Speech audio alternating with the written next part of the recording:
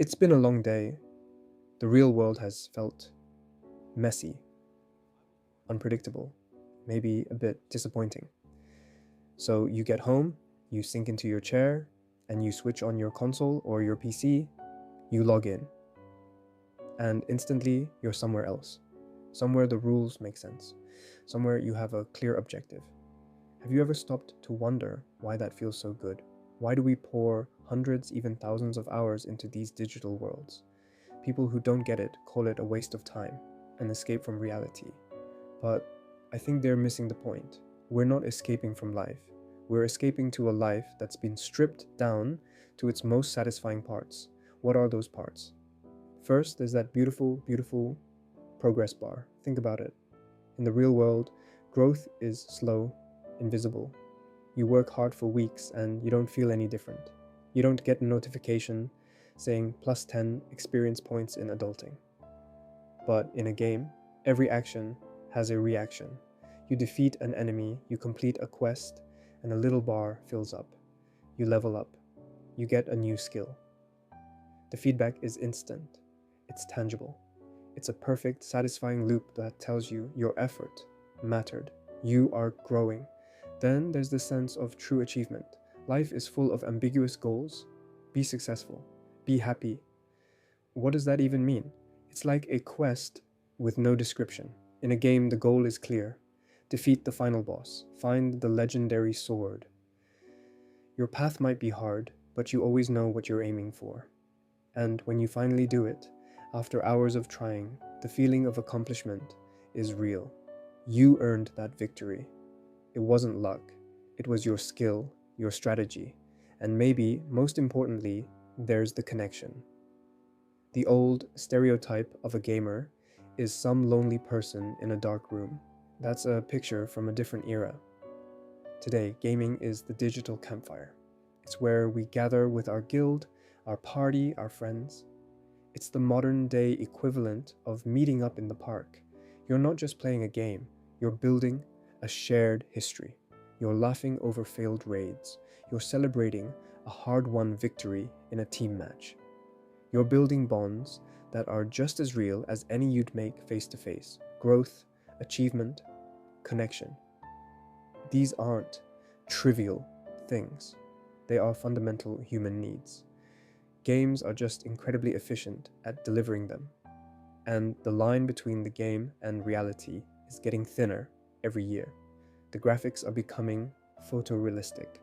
The worlds are becoming more complex. It's not hard to imagine a future like in Ready Player One, where the virtual world is just as rich and meaningful as the physical one. A place where you can truly build a life. And that's the final piece of the puzzle. We play games because they give us agency, a sense of control. In a world that often feels chaotic and random, a game is a universe where your choices matter, where you get to be the main character of your own epic story. And what's more human than wanting that? In every game, there's that moment you get a massive temporary power-up. A Super Saiyan transformation, a star of invincibility. Your stats go through the roof, the music swells, and you feel like you can take on the world. That amazing temporary boost, that's what falling in love feels like. It's a powerful buff. Your happiness stat is maxed out, and the whole world map suddenly renders in Ultra HD. But here's the thing about those power-ups. They always have a timer, they run out. And this is where so many of us get confused. We think that the buff is the love, so when the stats return to normal, we think the game is broken and quit the quest, looking for that high again with a new player. But the veterans know the secret. That feeling isn't the love, it's just the tutorial. The real love is a skill tree. It's not a temporary buff you get. It's a permanent skill you choose to level up every single day. The main skill in that tree is called choice. Every morning, the game offers a daily quest. Choose your partner. Some days it's an easy quest filled with shared laughs, but some days it's a grind. Your co-op partner's stats are low, and the quest requires you to be a support class, to listen, to give, to be patient. It's not glamorous, it's just a choice. And that's the most powerful mechanic in the game. Because a fleeting feeling is something that happens to you, but a choice is something that comes from you. When two players commit to leveling up that choice skill tree together, they build synergy, becoming a raid party that can take on any boss the game throws at them. So, love isn't the lightning flash of a power up, it's the quiet hum of the engine you build together. It's not the feeling that makes your heart race, it's the choice you make when it's calm to show up again and again. You ever play one of those old MMOs where you log in every single day to do your dailies? It's the same set of repeatable quests: kill 10 slimes, collect 5 herbs, deliver a message. The rewards are tiny, but you do it every day. Because if you don't, you'll fall behind on the gear treadmill. You won't have enough of the special currency to buy the next upgrade. So you log in, you do the chores, and you log out, feeling not much of anything. You're not having fun. You're just keeping up. Now, does that sound a little bit familiar? This feeling, this endless, unfulfilling grind? That's the rat race. It's the daily quest version of life. Wake up, commute, work, commute, eat, sleep, repeat, all in the chase for a slightly better title, a slightly bigger number in your bank account, a slightly nicer car. It's a game mode we're all defaulted into, a main story quest that promises an epic reward at the end, but the quest log never seems to update. Where did this quest even come from? It comes from the same old, outdated strategy guide we're all given, the one that says there's only one way to win the game, the one that defines winning as a specific set of achievements: the career ladder, the house, the social status. It's a very linear, straightforward quest line, and because everyone else seems to be on it, we feel an immense pressure to follow along. We think it's the only way to the end game. But here's the problem with the rat race: it's a treadmill, not a path. The finish line just keeps moving.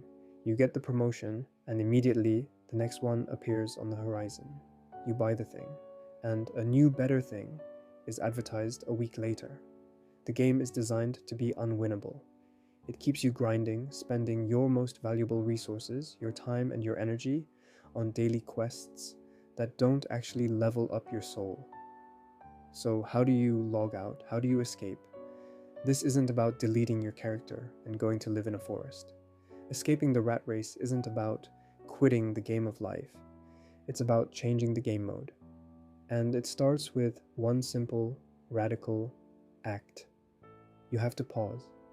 You have to ignore the quest tracker for a minute, open up your own character menu, and ask yourself a question you were probably never encouraged to ask. What do I actually want? What does a win look like for me? Not for my parents, not for my Instagram feed, but for me. Is my win condition having the highest gear score? Or is it having the freedom to explore the map? Is it completing every single achievement? Or is it finding a small, quiet corner of the world and building a home with my guild? This is the hardest part, because we've been grinding for so long, we've forgotten why we even started playing. Answering that question requires deep self-awareness. It requires you to know your own character build, your own stats, your own unique playstyle. When you know what you truly want, you can start your own questline, a custom one designed just for you. Maybe your main quest is mastering a creative skill. Maybe it's building a strong community. Maybe it's just having enough free time to read and think. Suddenly, the daily quests of the rat race seem pointless. Why would you grind for 10 hours to get a cosmetic helmet you don't even like, when you could be spending that time on a personal quest that actually brings you joy? Escaping the rat race isn't a location, it's a mindset. It's the quiet confidence of knowing you're playing your own game, by your own rules. And that is a freedom that no amount of in game currency can ever buy. It's late, you can't sleep. So you do the thing we all do.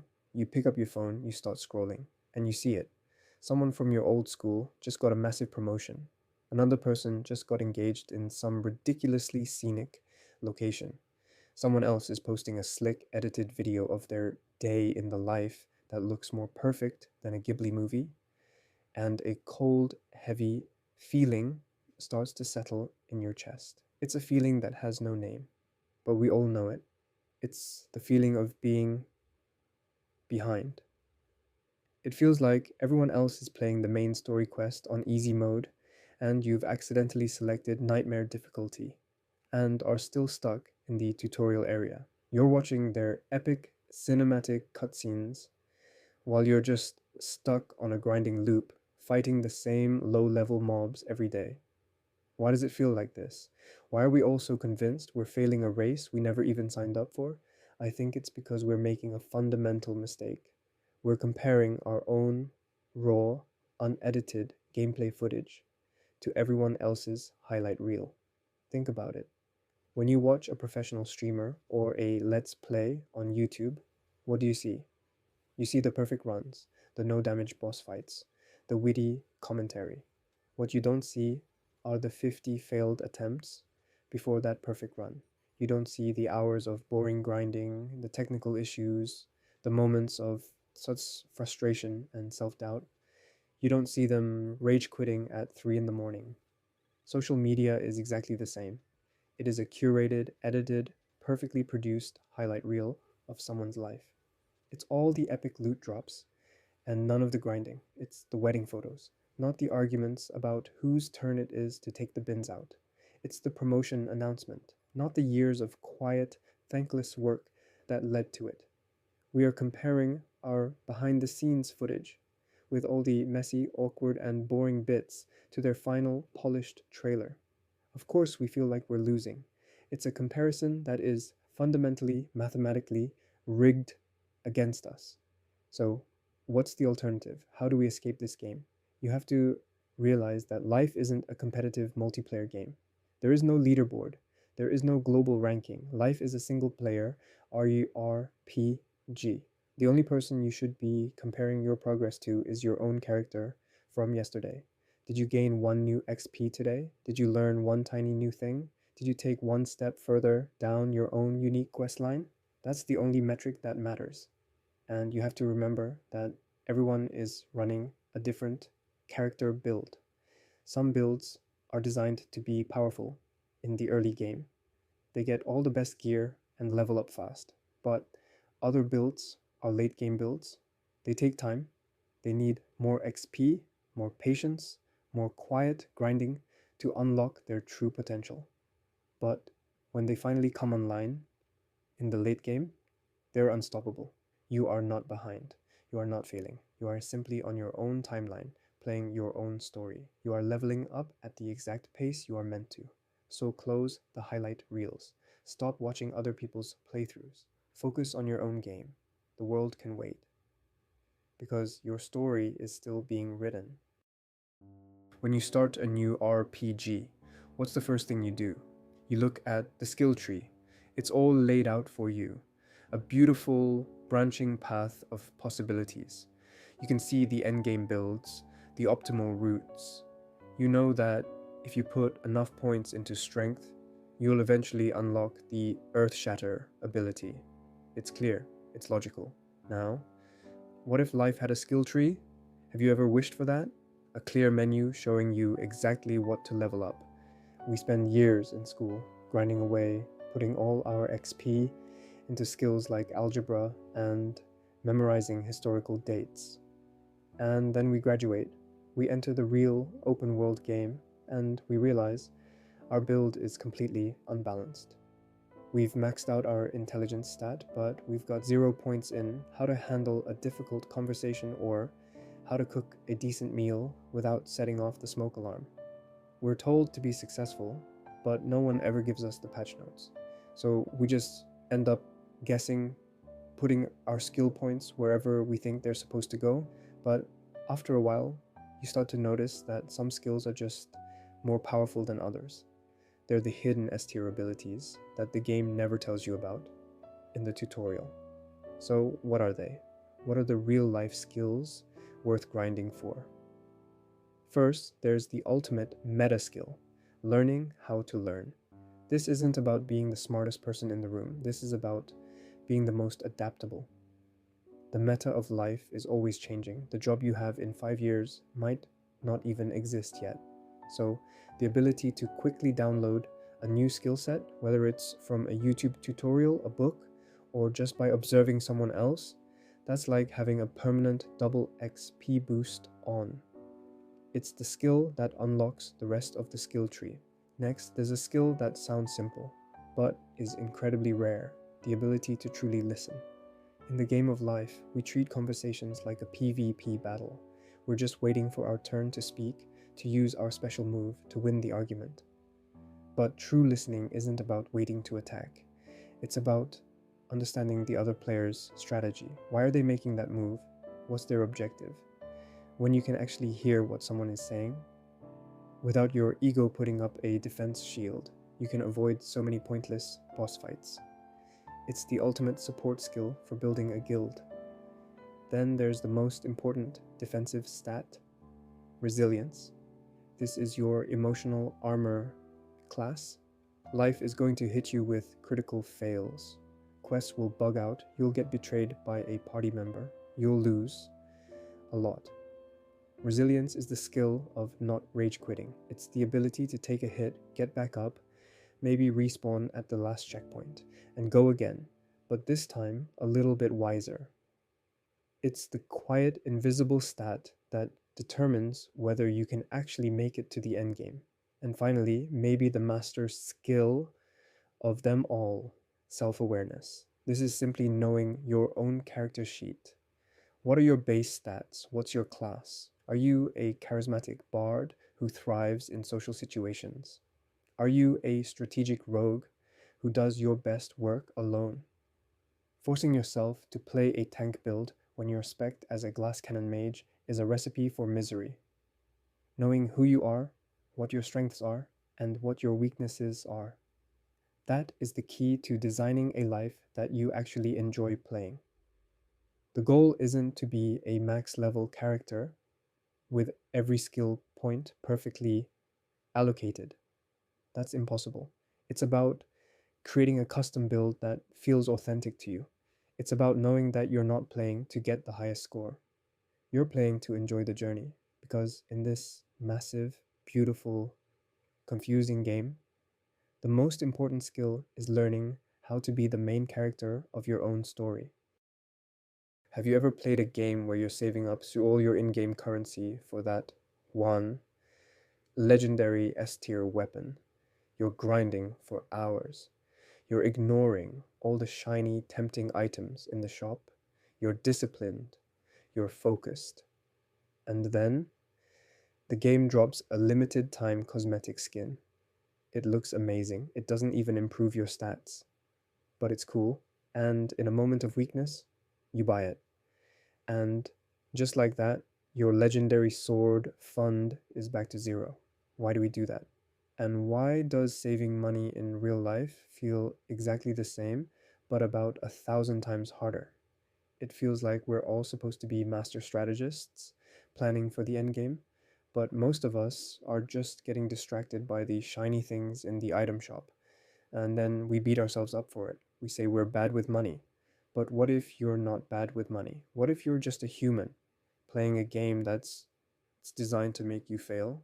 The truth is, our brains have a built in cheat code, and it's called instant gratification.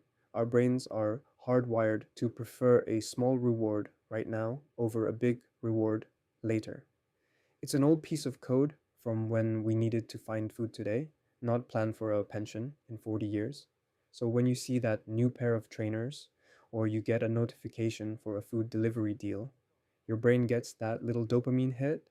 It's like opening a loot box. It's a guaranteed immediate reward. Saving money, on the other hand, that's the long, slow grind. The reward is far away, somewhere in the fog of war on the map of your future.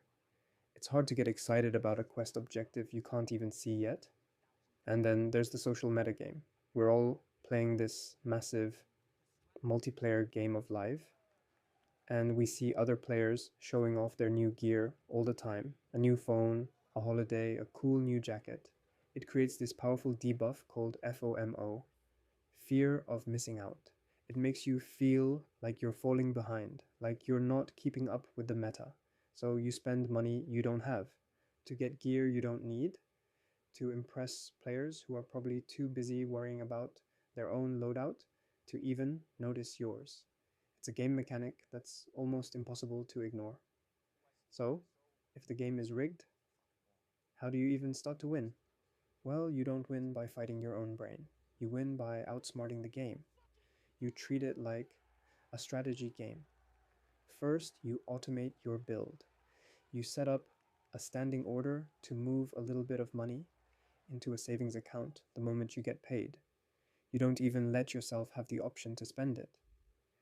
Think of it as a passive skill that's always running in the background, slowly leveling you up. Second, you give your gold a quest. Don't just call it savings. That's boring. Give it a name.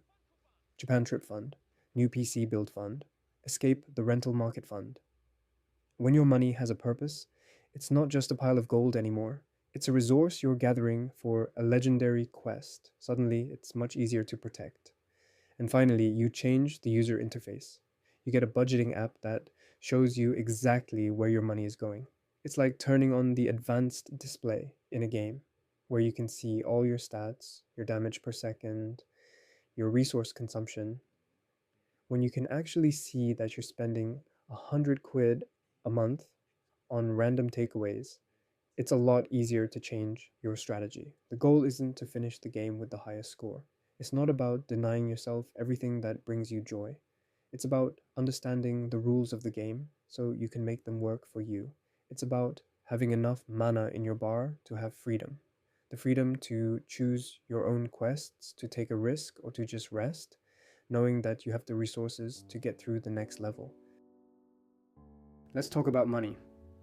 For a lot of us, just hearing the word is enough to make your shoulders tense up. It feels like this huge, scary final boss in the game of life. And it seems like everyone else has found some secret gold farming glitch that they're not telling you about.